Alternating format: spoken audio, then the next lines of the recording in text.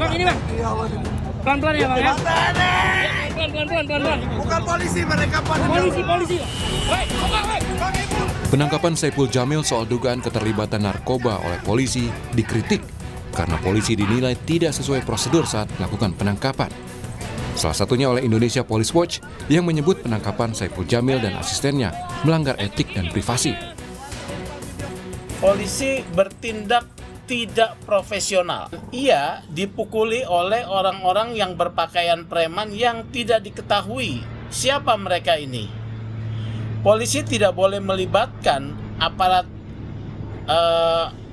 anggota masyarakat ya untuk kemudian menangkap seseorang.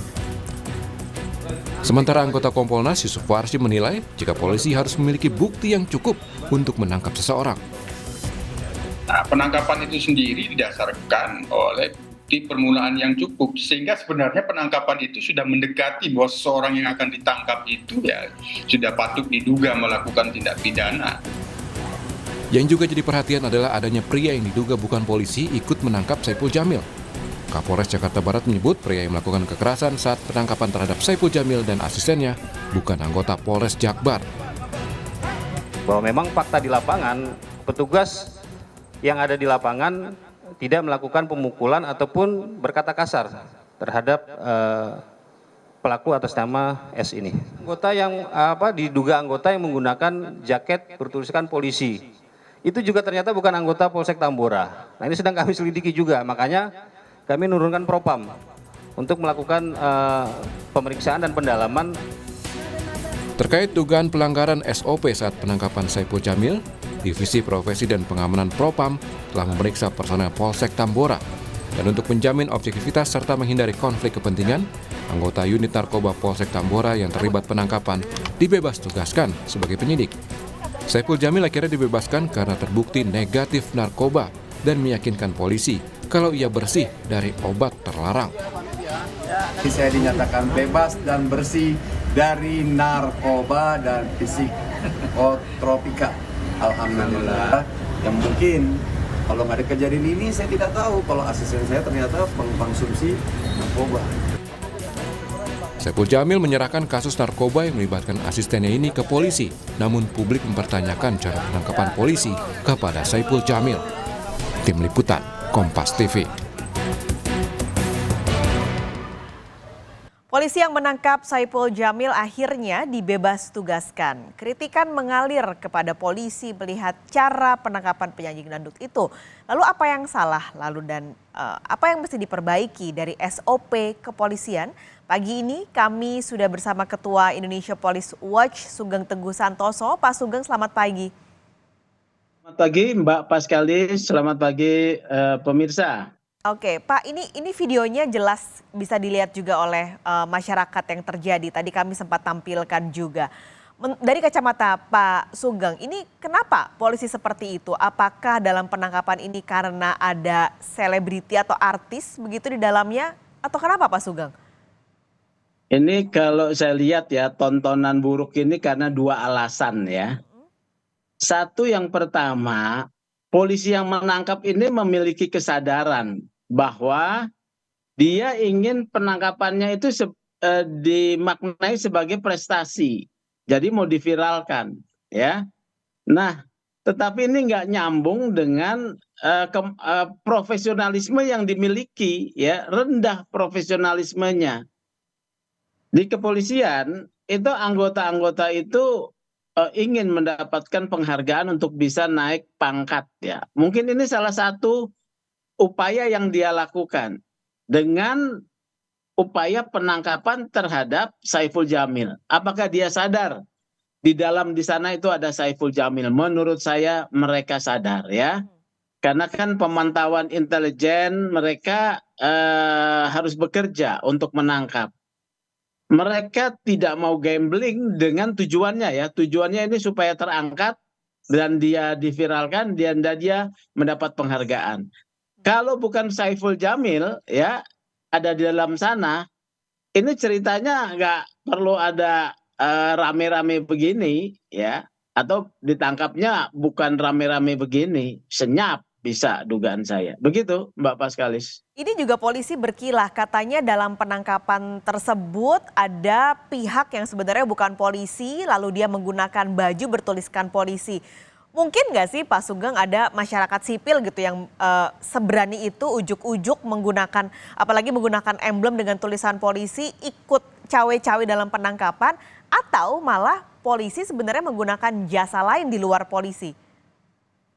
Ini tadi saya sudah katakan ya, rendahnya profesionalisme.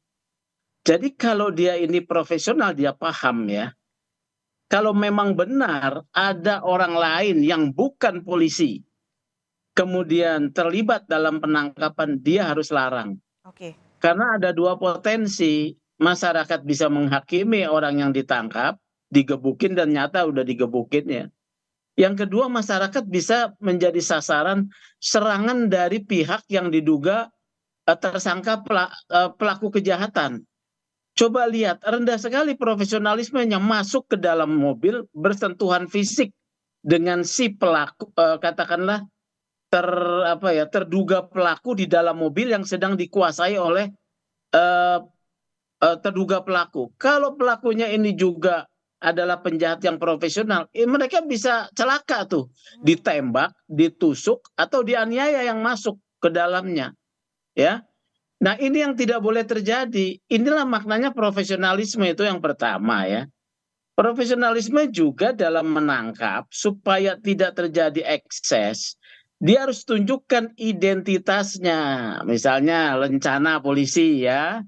Atau kemudian tanda pengenal. Kami polisi, bukan teriak-teriak kami polisi, kami polisi.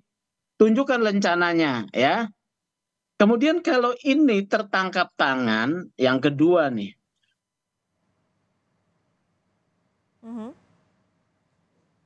Kalau ini tertangkap tangan, polisi harus memastikan ya, harus memastikan informasi bahwa di sana ada barang bukti. Ya, kalau tidak belum memastikan ini adalah satu kebodohan. Ya, kalau kemudian bukan tertangkap tangan, selain dia menunjukkan lencana polisi, identitas kartu KTA, ada surat penangkapan. Nah, ini prosedurnya yang salah. Oke. Yang kedua, yang ketiga ya, jangan masuk ke dalam mobil. Ini kalau bandar narkoba besar, udah dibunuh itu, ditembak itu polisi. Dan masyarakat yang ikut masuk bisa ditembak gitu. Ya, ini bahaya loh. Ya, bahaya. Yang terlihat justru kan di situ Saiful Jamil, saya sudah bisa memastikan ya.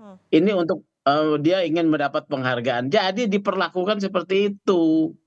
Rendah sekali profesionalismenya di sini. Oleh karena itu saya minta nih, profesionalisme seperti ini kalau banyak terjadi, miris sekali kita ya, anggota-anggota polisi. Tidak boleh dia masuk. Dia harus mencegah mobil itu bergerak ya, dengan memalang misalnya dengan benda misalnya di depannya, dan dipastikan orang itu keluar dengan tangan memegang kepala. Ya. Tangan memegang kepala untuk dipastikan dia tidak memegang senjata. Di Indonesia ini sangat aman buat polisi ya. Sangat aman karena peredaran senjata itu tidak legal. Ya. Tapi kalau bandar-bandar narkoba yang hidupnya antara mati atau kejayaan, dia memiliki uang besar, dia bawa senjata ya. Oleh karena itu harus hati-hati gitu ya. Makanya dia harus memastikan orang yang mau ditangkap keluar ya dengan tangan di atas kepala. Kalau dia masih di dalam mobil, dilarang dia memegang kemudi ya. Dilarang dia memegang kemudi, tangan harus di atas gitu ya. Nah, jadi kemudian diperintahkan keluar. Ini SOP-nya ini. Begitu. Oke, apakah ini juga berlaku Pak Sugeng untuk kasus kejahatan lain, untuk terduga pelaku kejahatan lain di luar narkoba? Semua begitu, karena peraturan hukumnya baik dalam KUHP, kode etik ya, itu ketentuannya diatur ya, tidak boleh melakukan kekerasan, penangkapan terhadap tersangka tertangkap tangan harus ada bukti, dipastikan ada bukti, ya bukti ternyata tidak ada ya, kemudian tidak boleh melakukan kekerasan, kemudian melakukan perendahan harkat martabat karena dalam kode etik disebutkan harus humanis dan juga mentaati hak asasi manusia, menjelaskan kepada yang ditangkap apa salahnya. Oke. Nggak ada kan? Ya. Di sana nggak ada dijelaskan. Kepada saya Jamil, Anda saya tangkap karena Anda membeli narkoba, ya. Anda saya tangkap karena Anda melakukan pembunuhan. Ini harus dijelaskan nih di dalam ketentuan Perkap Polri tentang standar hak asasi manusia, ya. Kemudian tentang standar penyelidikan dan penyidikan. Ini sudah sangat jelas semua. Bukan perlu ada perubahan, SOP-nya sudah ada, tetapi tidak dilaksanakan. Karena apa? Rendahnya profesionalisme. Ini Pak Sugeng, Saiful Jamil bisa menggugat balik nggak sih dengan apa yang sudah terjadi? Karena buktinya kan sudah ada beberapa video. Sudah sangat jelas ya, ada beberapa alasan. Dia mengalami kekerasan, ya traumatik tuh. Lihat aja Saiful Jamil menyangka orang dia mau dirampok, ya. Saiful Jamil kemudian merekam tuh, dia pegang HP itu, Ya. supaya dia punya bukti ya, kekerasan verbal, ancaman, kemudian diseret secara fisik ya, mungkin juga dipukul ya. Kalau sopirnya kan dipukul tuh, nggak boleh juga. Sekarang pertanyaannya, sopirnya itu salahnya apa? Saya juga nggak ngerti, apakah kemudian ditemukannya positif dalam urin itu kesalahan dia. Kesalahan alasan tertangkap tangan itu harus ada bukti. Ya. Urin itu bukan bukti, itu petunjuk bahwa dia pernah memakai narkoba tetapi tidak diketahui kapan. Ya. Tidak diketahui kapan. Ini bukan barang bukti tetapi masih petunjuk satu, ya. Satu petunjuk, alat bukti satu petunjuk ya. Dia belum tentu bersalah. Kalau tertangkap tangan harus adakah barang bukti di mobilnya, di kantongnya. Ini benar-benar sebetulnya mempertontonkan profesionalisme anggota kita rendah ya, apalagi di tingkat polsek. Oleh karena itu ini harus dievaluasi ya. Ini evaluasinya bagaimana Pak Sugeng? Karena kan SOP-nya sebenarnya sudah baik, sudah bagus, aturannya sudah jelas, sudah ada. Menurut Pak Sugeng ada celah yang harus diperbaiki kah sekarang di polisi atau penambahan aturan misalnya? Kan evaluasi itu bisa satu ya, proses penangkapannya dianalisa ya, berarti ini rendahnya profesionalisme. Jadi perlu apa? Pengawasan melekat, ya waskat. Sekarang sudah ada itu peraturan Kapolri tentang pengawasan melekat untuk melakukan atasan langsung ya. Jadi harus dilihat nih siapa yang nanti dievaluasi. Selain soal keahliannya dievaluasi, juga terhadap siapa yang harus diminta pertanggungjawaban dalam evaluasi itu. Yaitu atasannya langsung si anggota ini. Siapa nih? Kanit, karena ini polsek ya. Ini kanit reskrimnya ini. Dievaluasi, sudah pasti dicopot dia. Ya. Kemudian level tingkat 2 Kapolsek gitu ya. Kapolsek. Ya, ini sudah pasti akan kena pemeriksaan.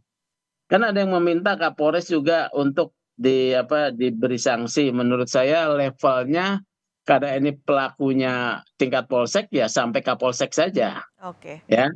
Tetapi Pak Kapolres harus mengawasi bawahannya di polsek-polsek untuk tidak melakukan tindakan-tindakan yang menunjukkan rendahnya profesionalisme. Ya waskat lah.